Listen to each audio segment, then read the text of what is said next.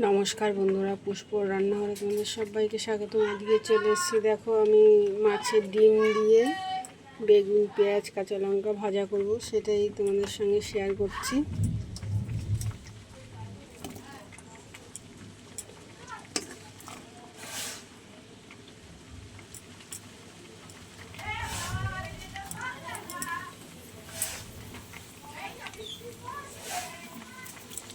চলো, স্বাদ মতো লবণ দিয়ে দিলাম,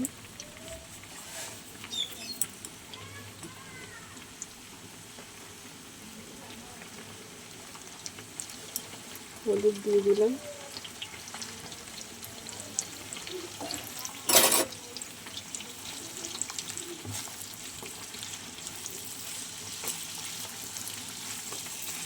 চলো এবার আমি ঢাকা দিয়ে দেবো।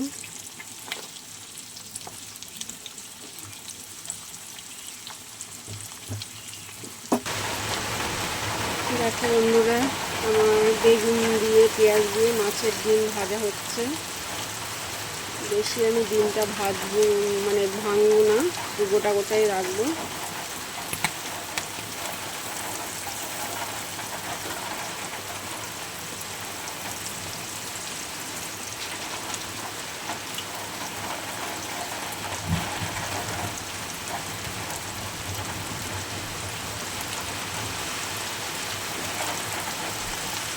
চলো বেশ ভালো করে ভেজে নিই।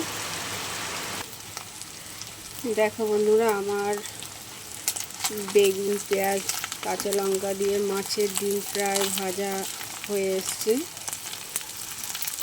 খুব সুন্দর একটা সেন্ট বেরিয়েছে। তো চলো এবার আমি নামিয়ে নেব।